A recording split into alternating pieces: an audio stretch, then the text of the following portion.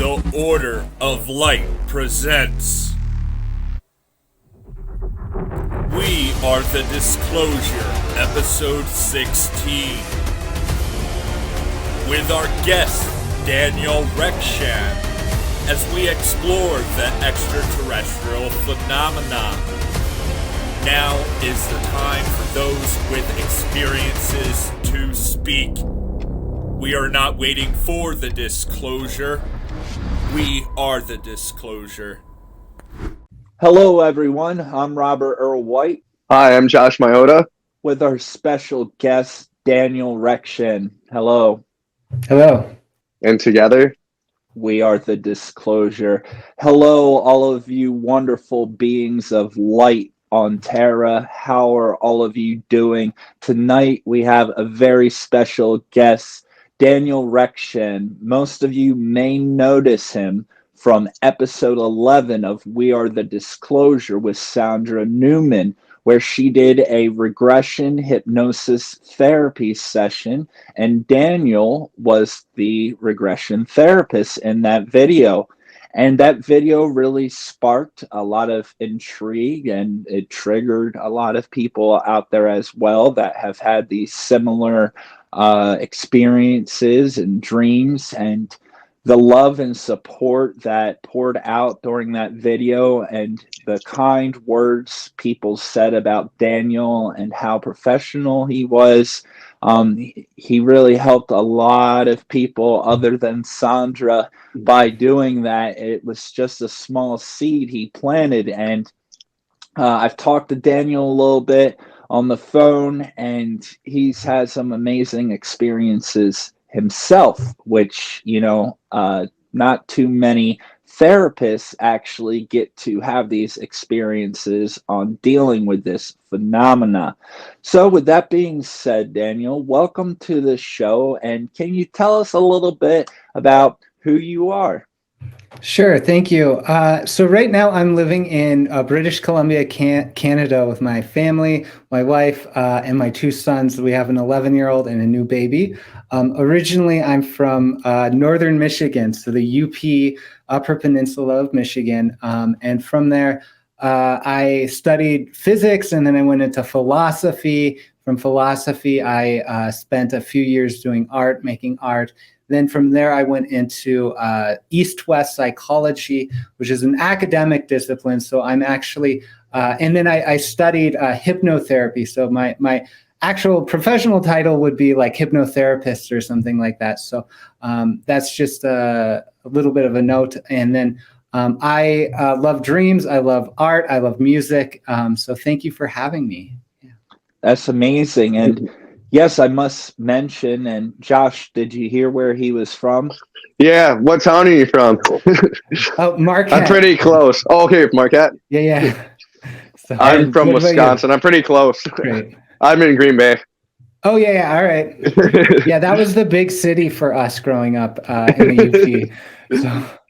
Yeah, also, it goes back the way Daniel got in contact with me was essentially loosely, it was through Judith Green's episode, her experiences in the UP, and just amazing connection, and then following with Sandra. And that's amazing, Daniel. So Josh is up in your neck of the woods, and, you've been studying not just, extraterrestrials, aliens, angels, things like that. You've studied human psychology a lot, and, how we work, what makes us do what we do, how we think. And also you've studied this intensely on a spiritual level. And with that being said, Daniel, at what moment in your life did you have an experience where it was that moment of realization of there is so much more going on than I'm unaware of? And, what happened? And can you walk us through how old you were and when you had that first big experience that opened up your eyes? Sure, yeah. So I've been an experiencer all of my life, but in terms of the way the question is posed, like what opened my eyes, that was actually a dream-like experience when I was around 23 years old. I had been engaged with something like astral projection practices. And this will circle back to early childhood experiences and stuff like that. But I started doing these practices. I learned about Robert Monroe, and it seemed outlandish. So I thought I might as well try. I wasn't doing anything at the time. But then I ended up having this dream where I felt I was taken by these sort of Egyptian deities put into this pyramid. They communicate knowledge, which I later identified was like hermetic in nature. So that's from the tradition of Hermes Trismegistus, who's like sort of like a Western magician. They then take me to this place where I see this soul kind of on this slab table, and it's sort of like rising up in a way. And I go, I have this intuition that now would be a really great time to practice my astral projection practices. And I had been dealing with the fear state between the body and the out-of-body state. And so I said, I'm just going to find joy in this moment. And when I did, the spirit I was with sort of lifted up in a way and crossed like that. And I came back into my body. I started writing down this story, and my mom called me and said, your grandfather just passed away. And I said, that makes a lot of sense. That I think I saw his spirit pass away. So that really opened my eyes to go, all of the dreams I've had in my life are meaningful. And there is something more to this than meets the eye.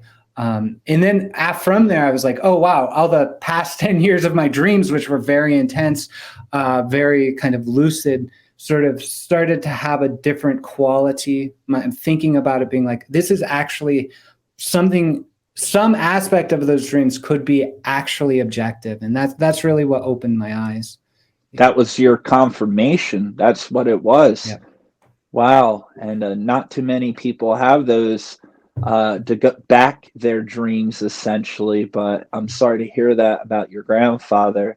And what you were mentioning about, Hermes or Thoth, has a lot of names, as you were, talking about, this ceremony, this table, and seeing what you thought were these Egyptian godlike beings, kind of reminds me of, their process of death and those stages, and how you go through, and eventually your heart's weighed against a feather, but experiencing this in an astral body. And recently we've had a lot of guests, Daniel, and I want to ask you, a lot of our guests, when they first started to do it, they said that it felt like they were being sucked or pulled, and like this almost electricity running all through their body, very uncomfortable, very hard. Did you have any feelings like that? How did it feel? Oh, it was, yeah, I had feelings like that. I'm going to share with you after this bunch of art I did at that time, so you have some visuals to go with it. Awesome.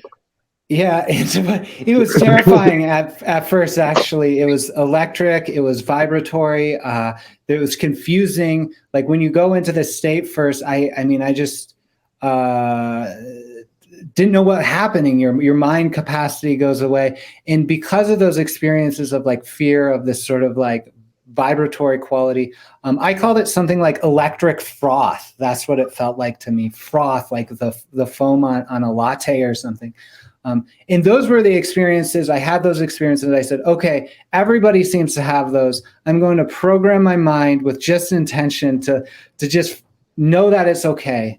And I'm going to go with the joy of the experience of being released from the body. And that was the thing that I feel like was these beings brought to my grandfather's passing, something like that. Because he did pass unexpectedly at night.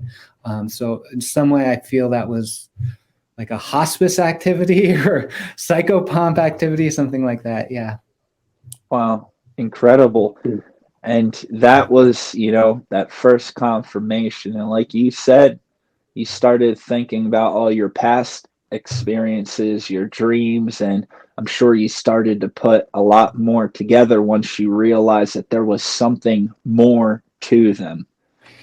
Yes. Yeah. And I'm even doing that now with this process, right? So I contacted you after watching Judith Green's story about the Lady in the Lake, right? There was the huge sculpture of this woman that's sort of like a portal guardian in Lake Superior. And I've had this like recurrent dream place, which is the beach in front of the house where I grew up. And there was, this tall woman who would do things like teach me things, who would help simulate these sort of like tidal wave activities. So that's a motif in terms of alien or contactee dreams, is like this sort of destruction narrative. So you learn about that. It's also a place where I encountered a reptilian being, and you and I spoke a little bit about that. But it's sort of like putting together the pieces and going, oh, something actually, those dreams, those astral projection states, they have a feeling that you can discern from other dreams. And you're like, okay, something's real. Something in this is real. And then to just have that experience of watching Judy Green talk about the sculpture in the lake, it's just amazing to me. Yeah.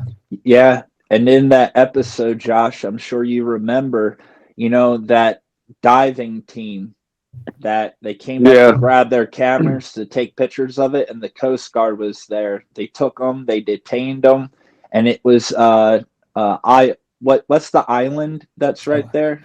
Isle Royal. Isle Royal. It's in between that and the tip of the UP, and where you were down there a little bit, but right in that vicinity. It makes you wonder, what was this area dedicated to, and what were the beings that were in that area before the water was there? Obviously, there was a point where there wasn't water because there's structures underneath of there. So you got to wonder, are you in contact, with whatever that entity being is? And, how would you describe her? Oh, I would describe her almost as a guide. She was large. In terms of the presentation in the imagery, it would be following the motifs of Pleiadian, actually. I mean, she's beautiful, tall, and has a sort of potency. There's like a quality to her presence that's potent, and so she teaches, she blasts information from, and I feel it when I've had dreams with her. So that's kind of how I would describe her. Yeah. So more than one, this is a reoccurring situation. Yeah. So she showed up even twice last year in my dreams. Once was to teach me about portal spaces, that I just moved into. So I moved into an area in British Columbia that has a lake that is like rumored to be a portal.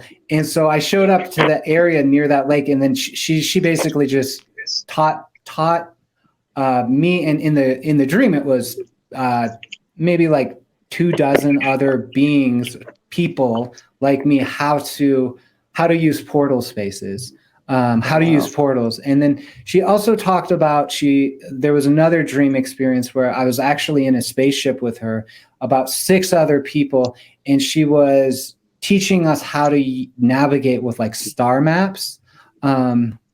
Yeah. Now, you say other people like myself, Josh, you, other people.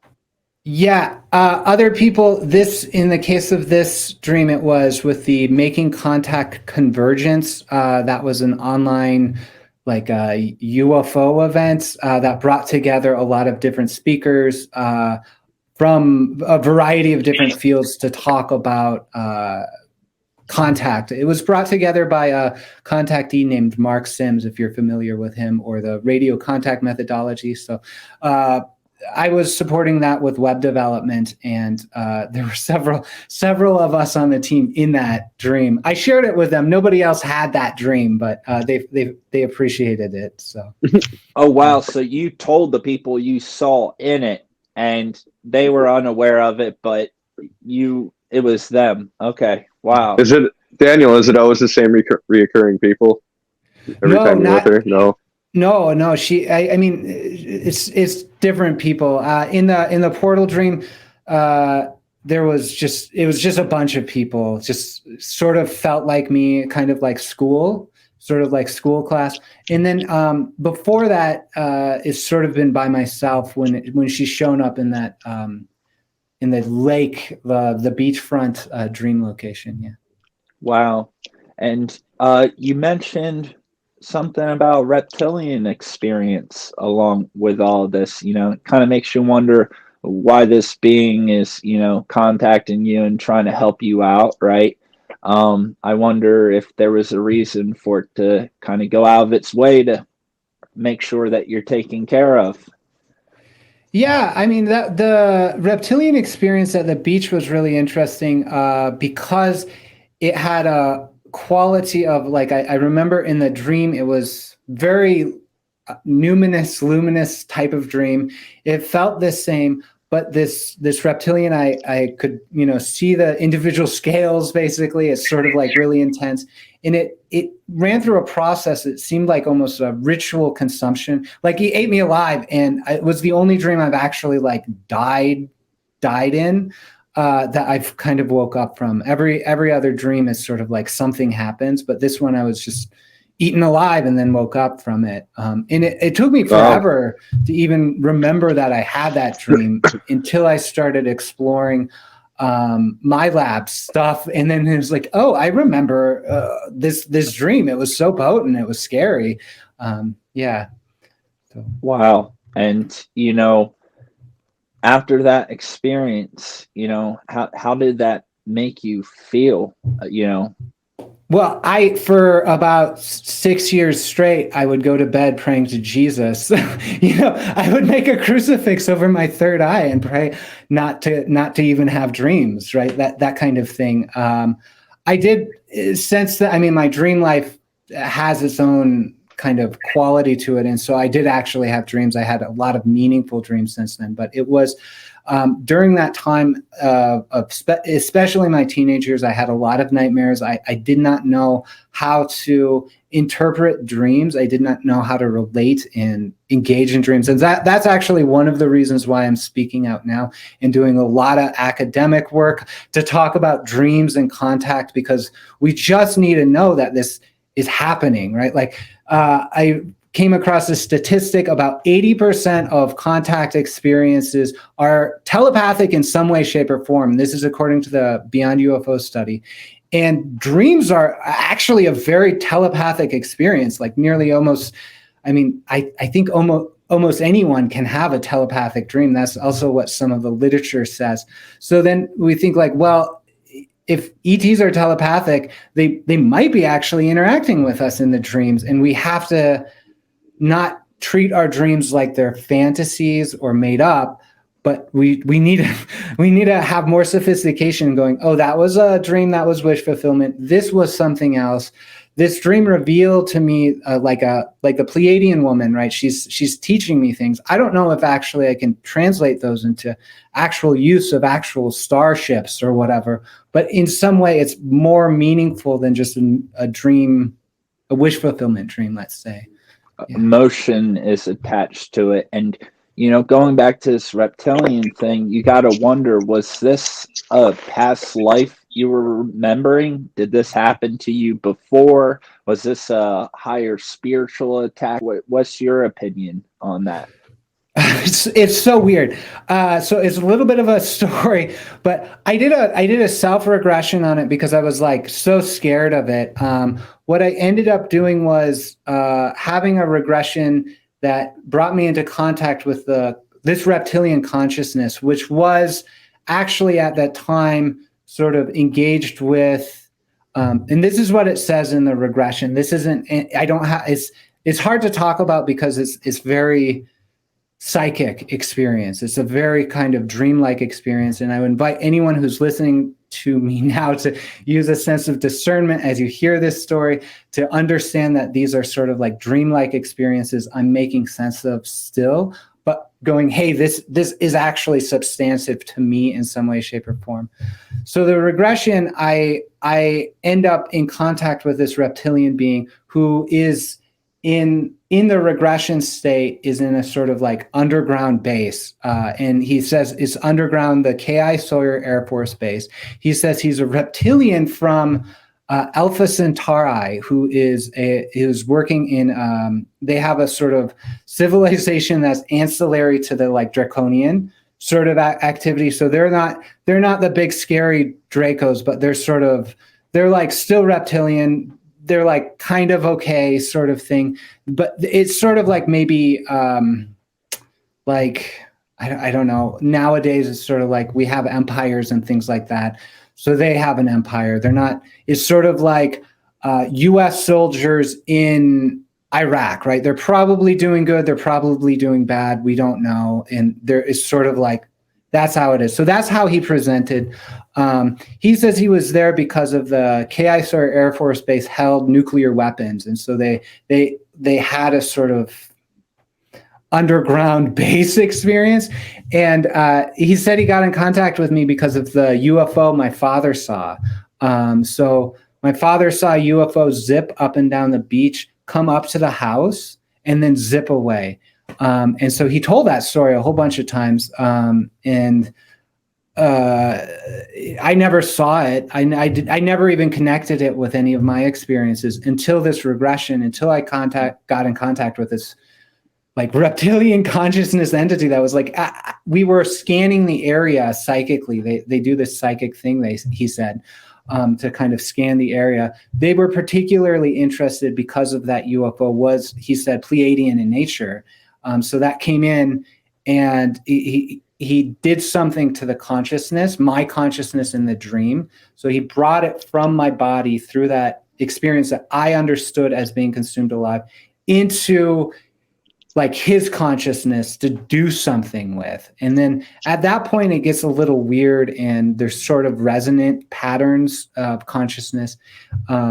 He said it kind of woke him up, actually. He's speaking when in the regression from a different density. He said he was like, why are we doing this?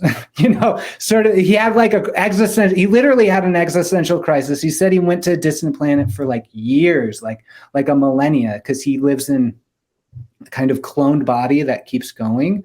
And then he's come back to kind of offer this wisdom or whatever about all the bad things that they did in the fourth density, but now he's fifth density and wants to like atone for it, that sort of thing. So this is all this information came back like right when I did a self-regression. It was one of the strangest experiences.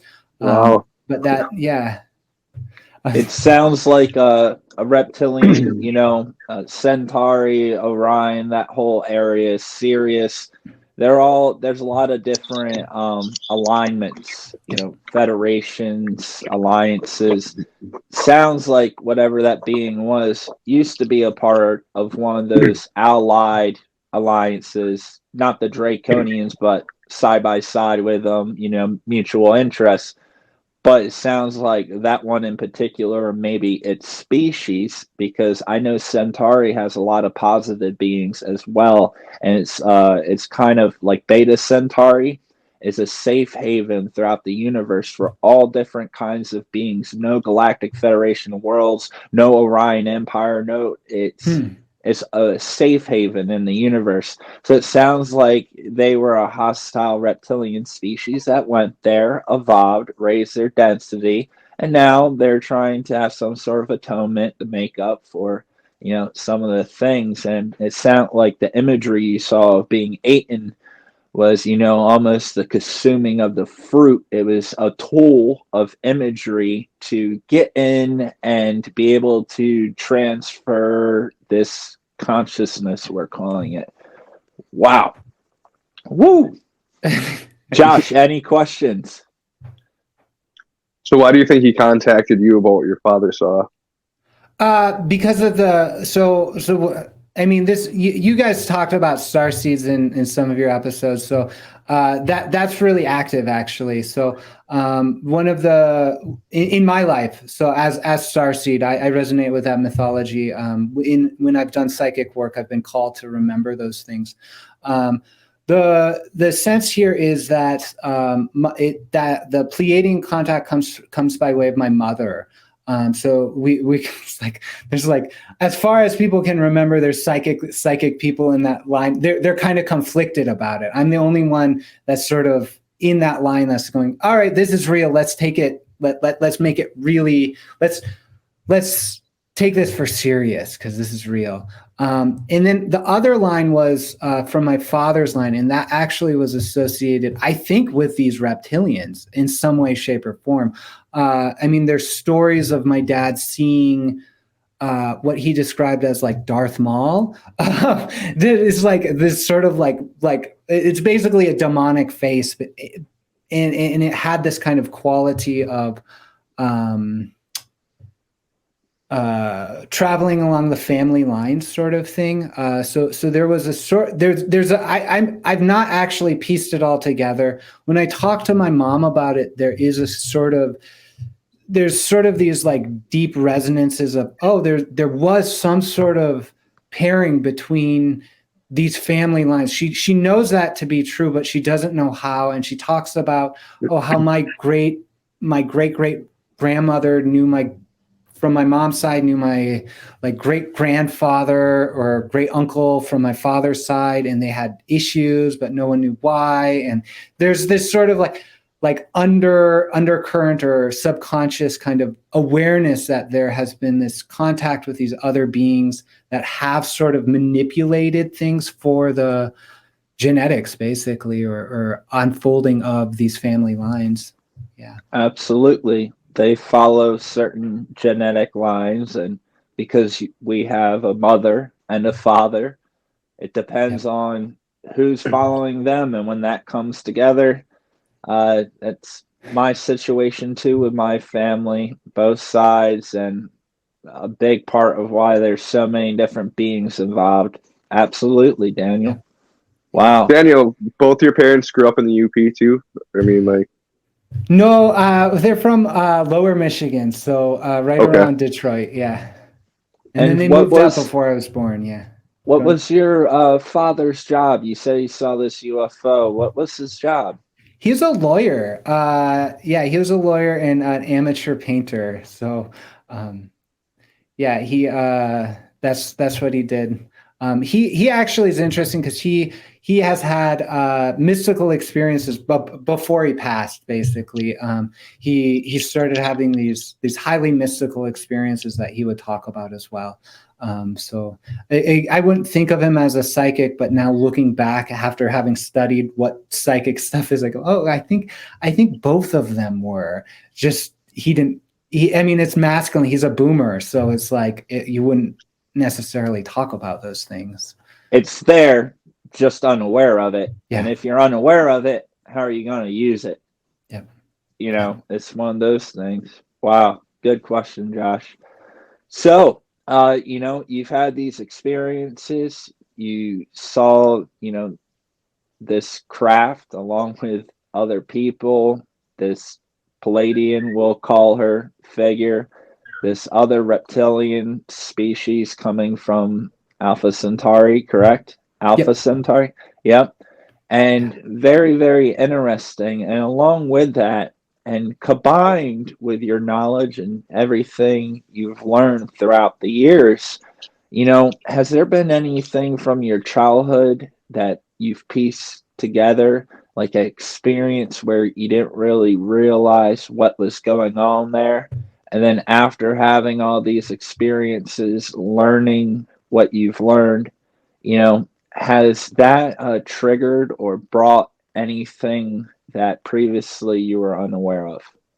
Yes, it has. Yeah. And I would actually say the trigger for me, because I have been engaged with this sort of study off and on, I'm like, definitely, I've had contact, I've had abductions, and then I would go into it and then I'd freak out. I go into it and then I'd freak out. And then in the end of 2020, I believe, I said a prayer. I was like, I feel really called to do this work with people, to like work with dreams and hypnosis and service the ET contact field.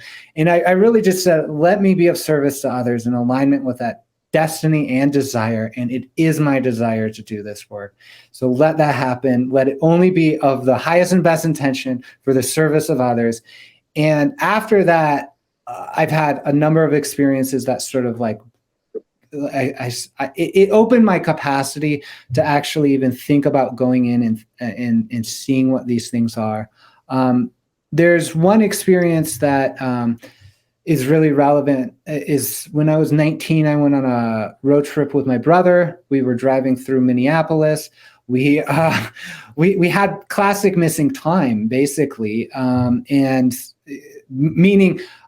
So the experience I have in my memory was like, we're driving through Minneapolis. We stop at a diner. It has like weird psychedelic art. And then we get in the car, we drive up on the on-ramp. And then literally the next thing I can only remember is going through this, what feels like 10 or 100 miles of straight road that has these like construction lights flashing. And I'm like, okay, that's so weird construction.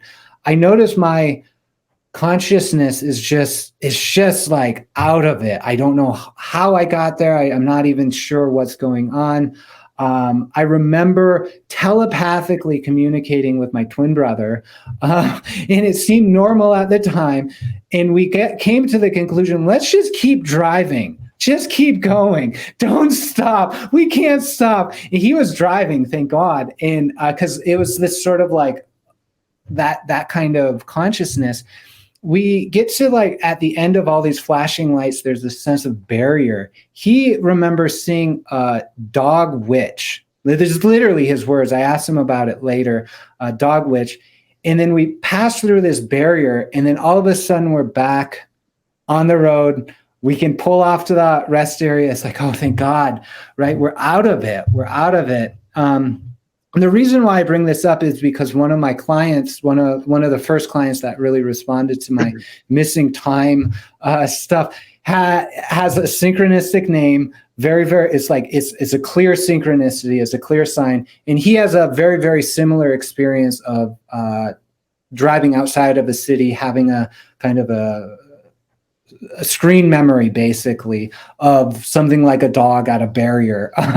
And then really. Yeah. Wow. Yeah. When this person brought his story to me, I said, oh my God, I had the same thing happen to me. And I thought I was making it up. So I called my brother and I said, Bill, what do you remember about the drive outside of Minneapolis? And he described it exactly like I did. I didn't remember the dog witch thing like he did. He brought that up. So that made me realize like, hey, there's something there that actually was something like an abduction experience. It actually was a screen memory that I experienced. Is corroborated by my brother. Is actually now coming up in my life because of through synchronicity, actually, but because of that prayer to be of service to others. Yeah. And you said this was your twin brother, right? Yep. And other than that, has he had any experiences? Because there's something very unique about twins. I come from a family of twins.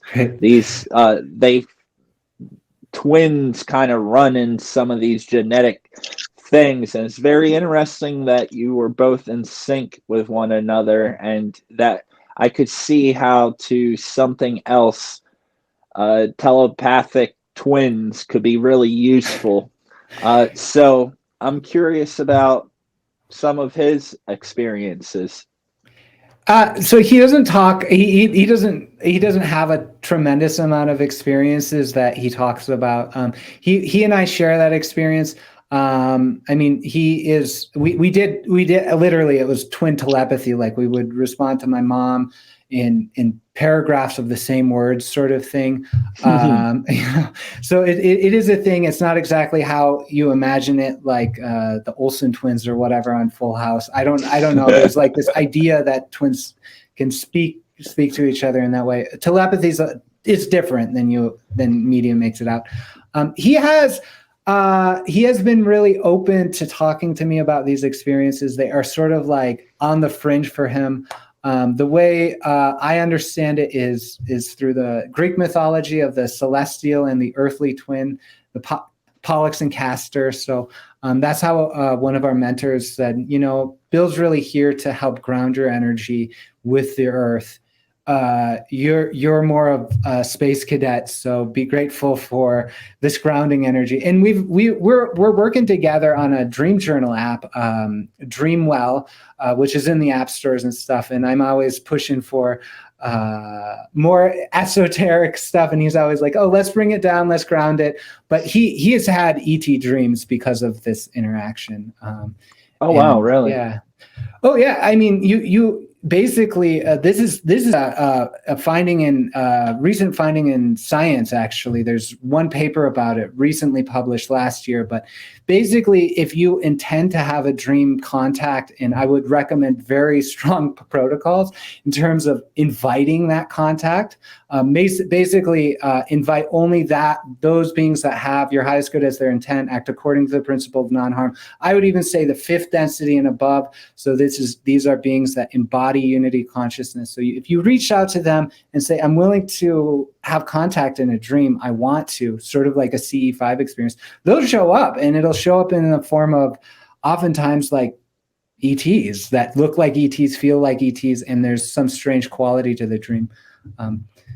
The paper itself that I'm thinking of was put out by Lucid Dream Research Institute in Russia, I think, and they basically said like, "Hey, you can have a lucid intent to contact ETs. That means all dream contact is false because you can dream it." But actually, I no, the thing that's I'm still like yearning to have time to write this paper. But the thing is when you compare the success rate with that lucid intent to have contact with ETs with the success rate of other lucid intents like flying or like meditating or whatever else you want to do in lucid dreams, it's like off the chart when you compare it. Like it's so much more successful to intend to have a lucid dream to contact ETs than anything else. And I'd love to see if that can be replicated in a study or something like that. Yeah, and you're right. Think about the 3 layers of the consciousness. Think of it as an iceberg, and our conscious, us right now, awake, talking to one another, that's only the tip of the iceberg. Underneath of it, the subconscious and the underlying layers of that, so much bigger, and there's so much going on. And essentially, I've studied Bud Hopkins, John Mack, all right, legends in this game. And I've always believed that who are we to question someone's reality? If someone believes in something enough, it becomes their reality. And it goes back to what you were saying about what you're doing now. You manifested it.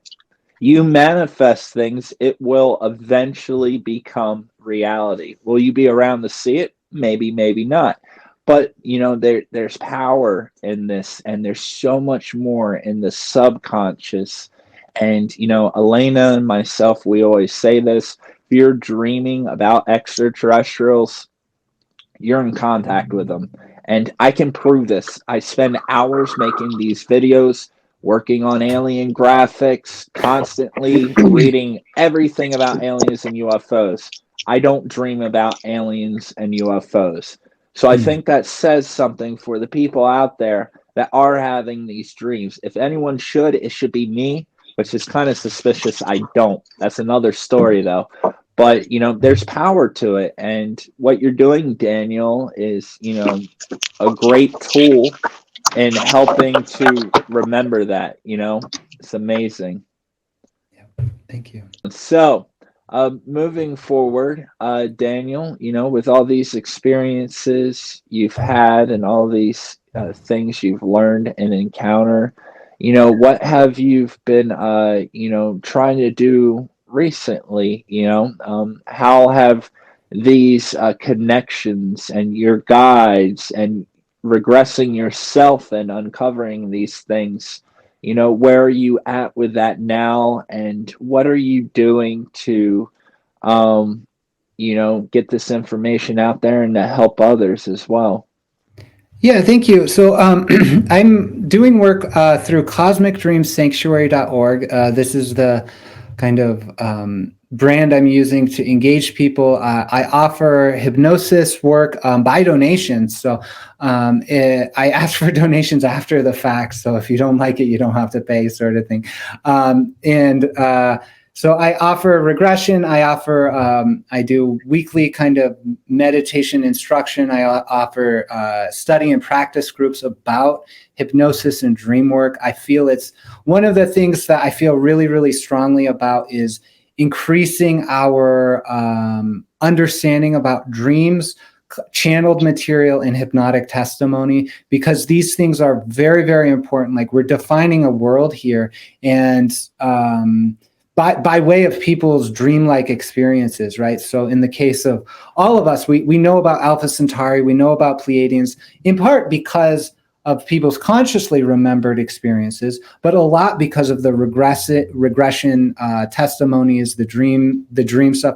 And in my case, it's mostly just dreamy stuff. So I want to bring forward a kind of a sophistication with that. And generally it comes back to empowering the experiencer to have a sense of discernment and to understand the difference between like historical evidence and testimony. So in the ancient Greek words, like it's mythos versus logos, logic versus myth. And they're both equal ways of knowledge, both meaningful. In our culture, we have like almost elevated logic and devalued myth.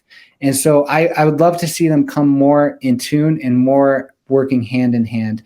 So anything I can do to do that, I will. And that is involved with offering these group sessions online through Cosmic Dream Sanctuary, or hypnosis sessions.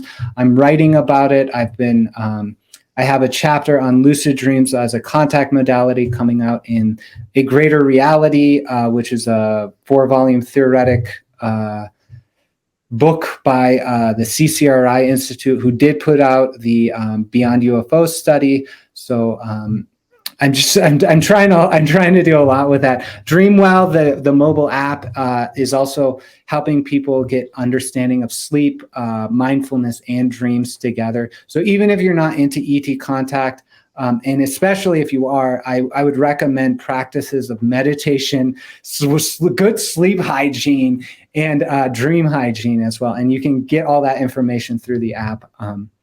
Yeah, I'm also, I do a lot. So I'm working with citizen science through Exo Metaverse and lightnet.org. So that's how we can share our stories together in a way that can really become meaningful. And we can aggregate all of the stories together in a way that we could understand. So that's one of its missions too. Yes, I enjoyed the one I did with you, Daniel, the interview on there. Tons of amazing people you're working with, people really in the disclosure movement, the ones that are doing the work, from, space ambassador building actual, building for this on behalf of, the UN. Insane people that I never thought I would get to meet in that session. And, it's all thanks to you. And I do have one question, and Josh, I would like to get some of your input on it.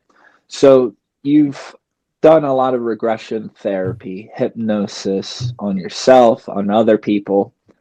And have you done any where someone wants to regress something that physically happened to them? Something, maybe it was an accident that they blocked out, something like that. And from that regression hypnosis session and what the people say and what they reveal and the emotions attached to it, is there any difference between a physical memory of something that was physical versus dream state, astral realm, past lives, star, all of that? Is there a difference? Yes. So every time I do a regression with someone, we go through a kind of trial run, because every regression is completely different because everyone's using different types of memory. They perceive memory differently. They perceive themselves differently. So you really have to build the rapport from the beginning up. There are specific qualities of the physicalized memory versus the kind of star memory.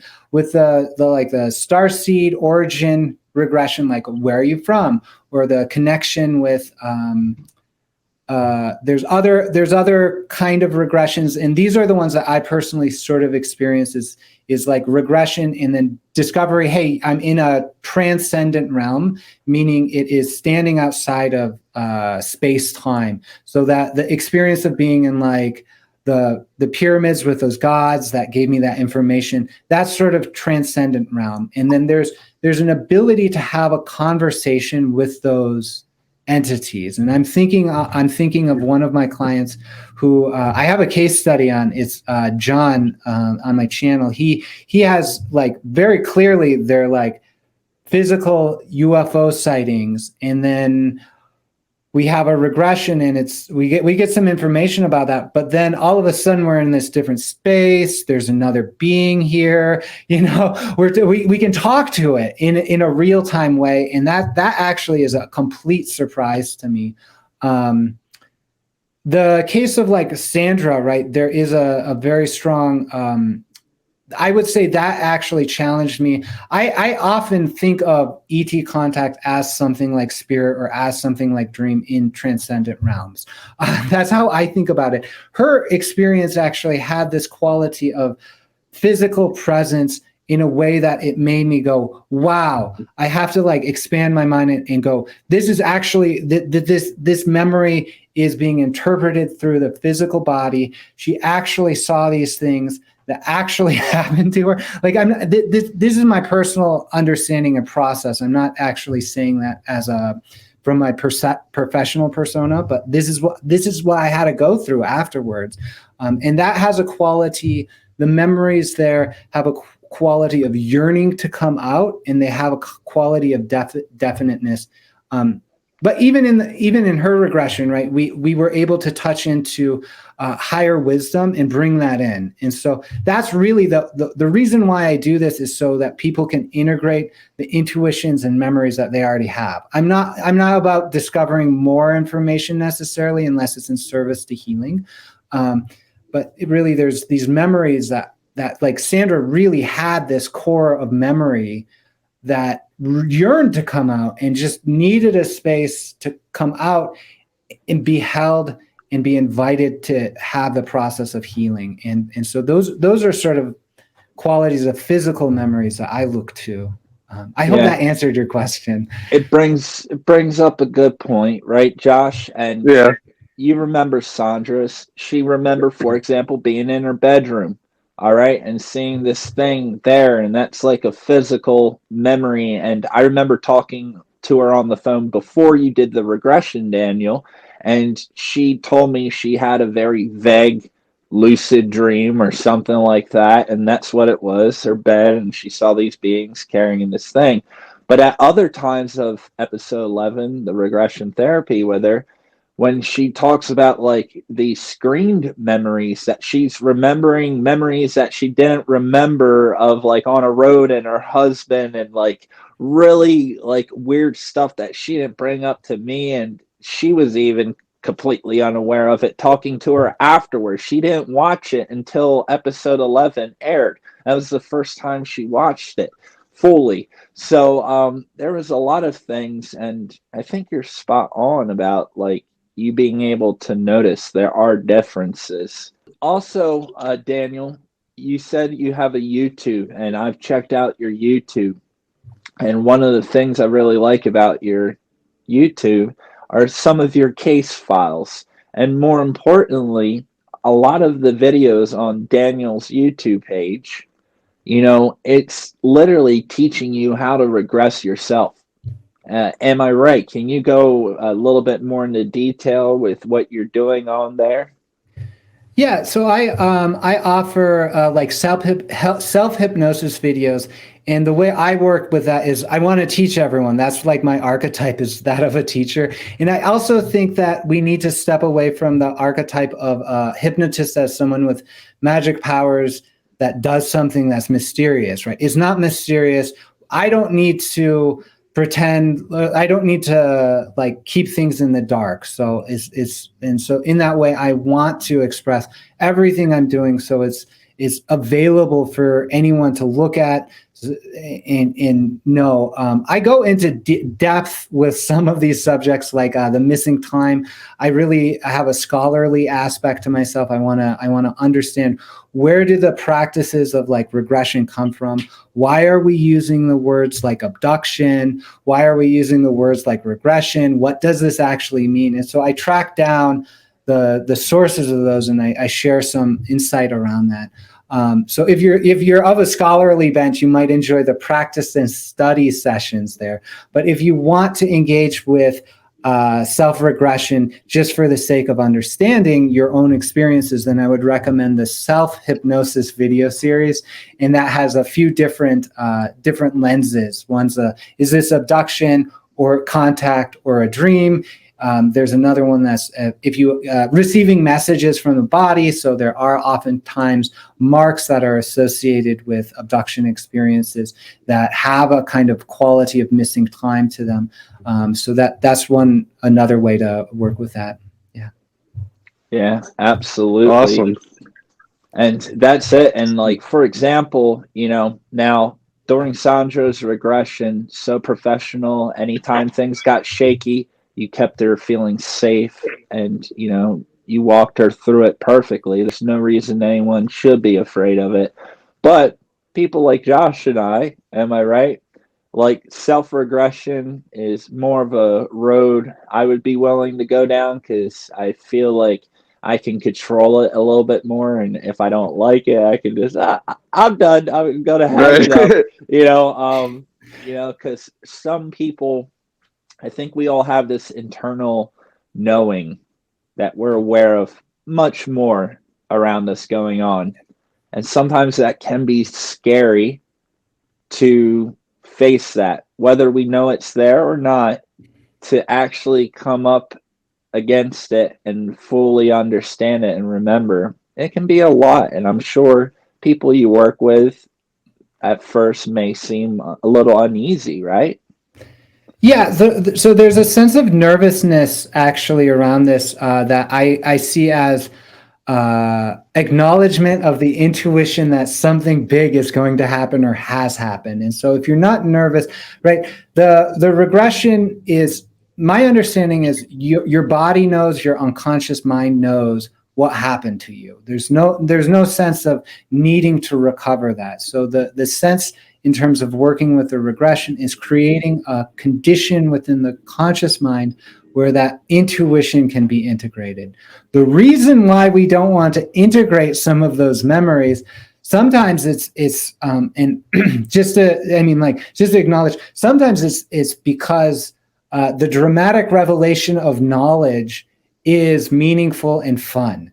Like, life is like a dream, life is a play, that sort of thing. So some people actually have encounters with UFOs and ETs where they receive knowledge like propulsion formulas or whatever that they're not actually supposed to know until 2026 or whatever. So that's one reason why you might not remember. And that's totally, I want to share that because they're not always scary.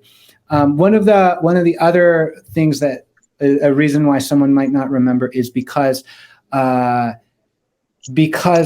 self-image, right? So one of my clients is respected by the ETs and like good ETs reached out and is like, hey, we think you're a good guy, you're psychic, we want to work with you. And he's like, I'm not a good guy or what, or like I'm having issue with that. So there's a number of reasons why, but regardless of why you're not remembering, it represents, the integration of that memory represents a transformation of worldview and experience.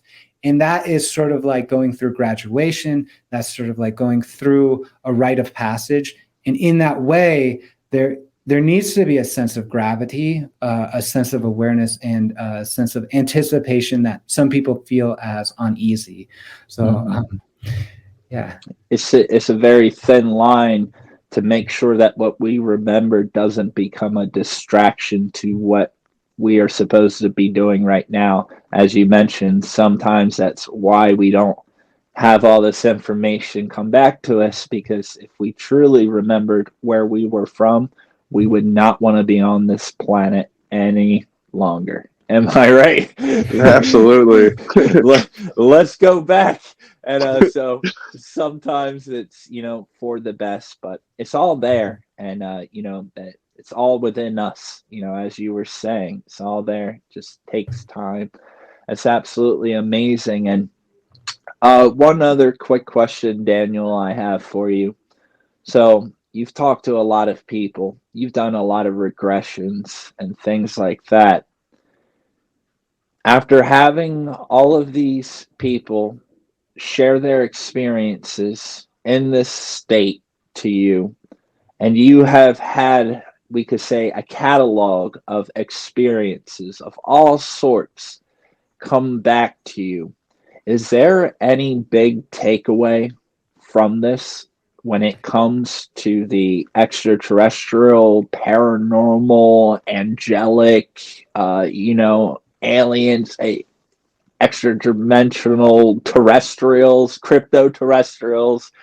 Is there a common bridge in between all of these things? And has there been anything through doing this that has really stood out to you as, something interesting? Yeah. So in all my experience right now, I am immensely hopeful, actually, about being here on Earth. That's the takeaway. I'm like actually really positive about it. My emotional state is very positive. I wasn't in this state a year and a half ago. I was really obsessed with like my lab, so military reabduction. I was like, the deep state is like abducting everyone, that sort of thing, and I got really worked up into it. But actually, I'm very optimistic about the world. I'm very hopeful about the world. I feel there is an immense amount of support for anybody who wants to reach out and receive that support from their own self. And so the takeaway here, the thing that unifies the cryptids, the ETs, the angels, is this sense that ultimately and this, I'm still working this out intellectually, but ultimately we're all one. We are all one. And I often say that we are dream characters in the mind of God, and you are actually that mind.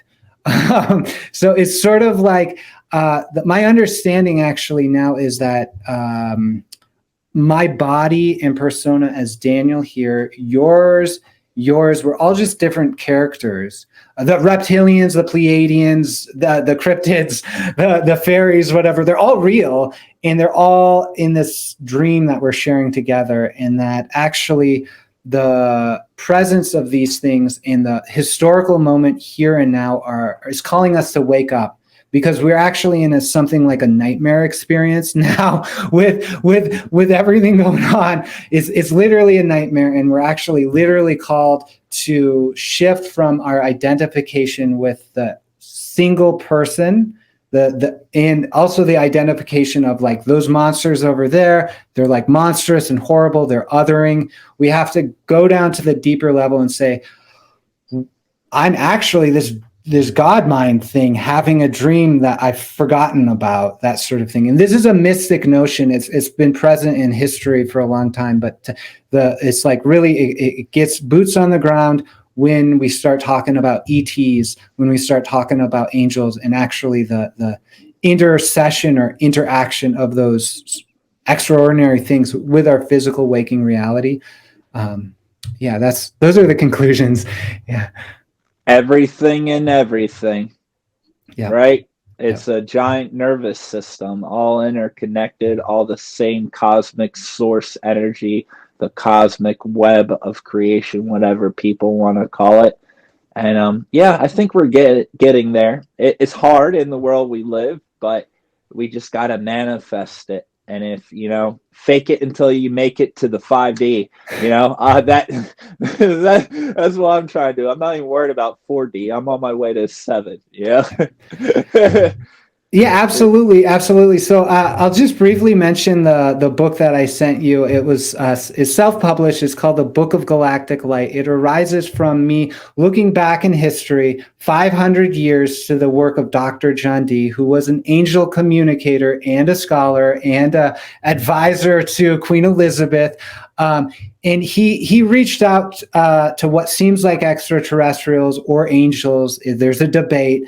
And he built this system. He received this system of another language. It's called Enochian. I redid his thing in the context of CE5 to see what would come out. And it seemed like angelic frequencies communicated with me, gave me remote viewing experiences of a lot of the stuff like the stations near Saturn and Jupiter. But they really wanted to communicate the message, we're all one, in that we are, as a people, invited to reach out to the fifth density, right? So these fifth density beings that embody unity consciousness, and these are angels, these are ETs, these are cryptids, these are like the subterranean peoples. There are beings that vibrate with the principles of non-harm, that want to be of service to others, and that they're inviting us to actually hopscotch over the third and fourth density because of the dramatic need we have now. And they say it's like just be more open than closed, have a sense, be open to believing, have the intention to connect with those beings, and actually give the invitation in whatever way is meaningful. And that's their message. I mean, it's a 400, 500-page book, but that's essentially their message, and it's one of love and hope. Yeah. That's amazing. Wow. Well, thank you so much, Daniel. Really appreciate it. And hey, everyone out there, make sure you go in the description. You will find his website, his YouTube channel. If you would like to get in contact with Daniel and share your story, or if you would like to have a hypnosis regression therapy or any sort of the things he does, or if you want to watch his stuff on YouTube, go down there and make sure you click on those links. Also, you can find Josh over there.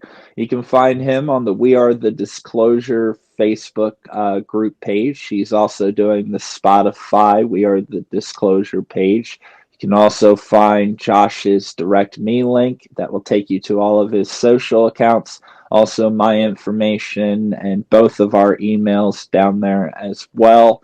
And I'm sure Daniel would love to hear from you if you've had some similar experiences, if you've seen a woman near a lake come out in the UP area, Lake Superior, or any sort of other experiences. Please reach out to him, drop a comment, and make sure that you show him some love and some support.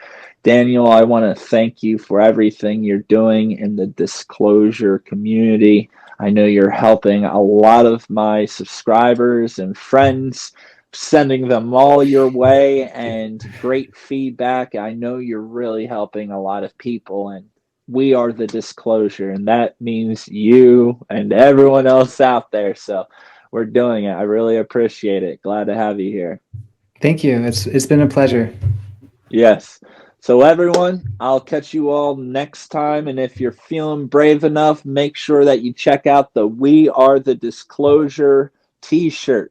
I'm a little cartoon on there. You can find it in the merch store. You'll see a link down there. And make sure you check out all the other links as well. And we will see you all next time. Thank you so much, Daniel. We are the Disclosure. Have a good night, everyone. Good night, everybody. Good night. Thank you so much for watching. Please make sure to set a reminder for up-and-coming videos. If you have had an experience, please email us at orderoflight777@gmail.com or wearethedisclosure88@gmail.com. If you would like to contact our special guests, information can be found in the description. Make sure to check out the We Are the Disclosure podcast radio on Anchor FM. For additional information, socials, and online store, go to the direct me link in the description. Whistleblowers, experiencers, and contactees of all backgrounds, Now is the time to come forward. Please subscribe, share, and give the video a big thumbs up. We are not waiting for the disclosure. We are the disclosure. See you next time.